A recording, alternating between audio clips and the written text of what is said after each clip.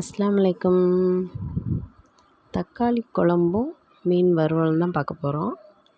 வாங்க பார்க்கலாம்.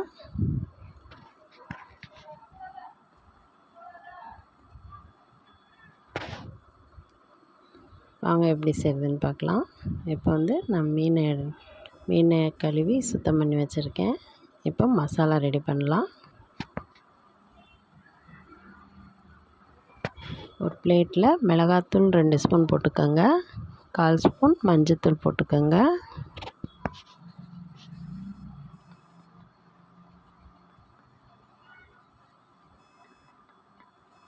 பூண்டு பேஸ்ட்டு போட்டுக்கோங்க. இஞ்சி கிடையாது, பூண்டு மட்டும்தான். உப்பு போட்டுக்கோங்க. உப்பு எப்போவுமே கொஞ்சம் தூக்கலாக போடுங்க, அப்போ தான் மீனில் கரெக்டாக இருக்கும்.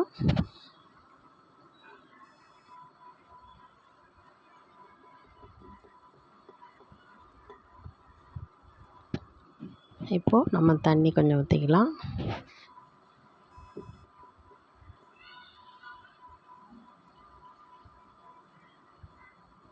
இப்போ நான் நல்லா கலந்துட்டு காமிக்கிறேன்.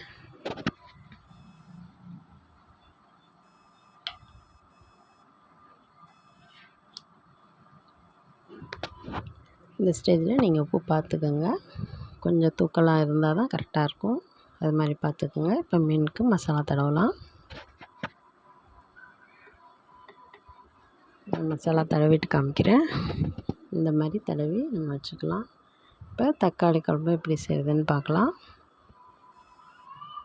இது நான் 1 கிலோ தக்காளி எடுத்திருக்கேன்.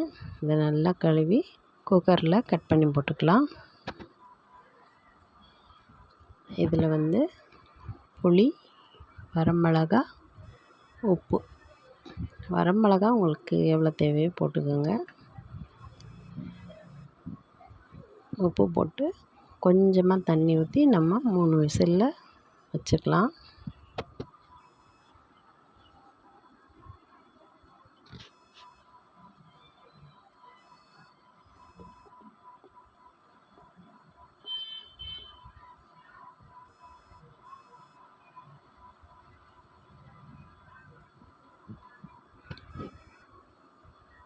மூணு விசில் வந்துருச்சு. இப்போ நம்ம ப்ரெஷரை ஓப்பன் பண்ணி பார்க்கலாம்.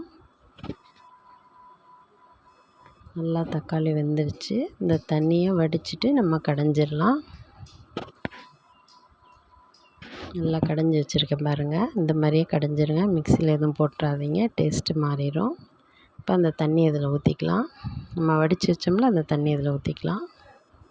இந்த ஸ்டேஜில் நீங்கள் தண்ணி கொஞ்சம் வேணால் ஊற்றிக்கலாம். உப்பு பார்த்துக்கலாம்.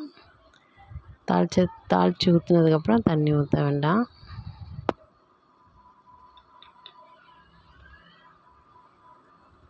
இந்த குழம்பு இப்படி கொஞ்சம் தண்ணியாக இருந்தால் டேஸ்ட்டு சூப்பராக இருக்கும்.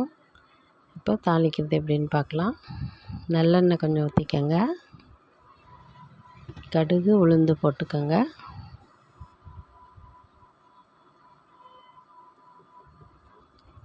இது கருவேப்பிலை, வரமிளகா, சின்ன வெங்காயம் அதையும் போட்டு நல்லா வதக்கி விட்டுருங்க.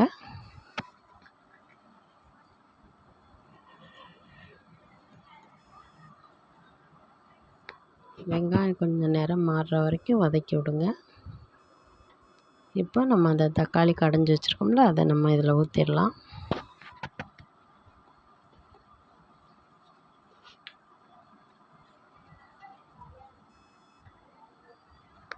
ஊற்றுனதுக்கப்புறம் டக்குன்னு மூடி வச்சுருங்க.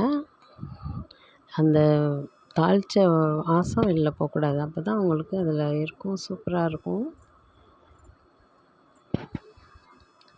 இந்த மாதிரி நீங்கள் செஞ்சு பாருங்கள். கெட்டியாக இல்லாமல் தண்ணியாக நீங்கள் செஞ்சு பாருங்கள். அப்போ சொல்லுவீங்க. நீங்கள் பார்த்துட்டு எனக்கு கமெண்டில் சொல்லுங்கள். இப்போ நான் மீன் வறுக்கலாம். மீன் நல்லா மசாலா ஊறி இருக்கும். இப்போ நம்ம மீன் வறுக்கலாம். மீனுக்கும் நல்லெண்ணெய் தான் போடணும். நல்லெண்ணெயில் வறுத்திங்கன்னா டேஸ்ட்டு சூப்பராக இருக்கும். ஃபுல் ஃப்ளேமில் வச்சு நல்லா வறுத்துட்டு அப்புறம் சிம் பண்ணிடுங்க. சிம் பண்ணி அப்படியே திருப்பி போட்டிங்கன்னா நல்லா ரோஸ்ட்டு மாதிரி இருக்கும். திருப்பி போட்டு கொஞ்சம் எண்ணெய் ஊற்றிக்கங்க. இப்போ நம்ம இதை எடுத்துடலாம். இந்த தக்காளி குழம்புக்கும் இந்த மீனுக்கும் அல்டிமேட்டாக இருக்கும். செம்ம சூப்பராக இருக்கும். கட்டாயமாக ட்ரை பண்ணி பார்த்துட்டு எனக்கு கமெண்ட்டில் சொல்லுங்கள். என் வீடியோ பிடிச்சிருந்தா லைக் பண்ணுங்கள், ஷேர் பண்ணுங்கள், சப்ஸ்கிரைப் பண்ணுங்கள். ஓகே, பாய்.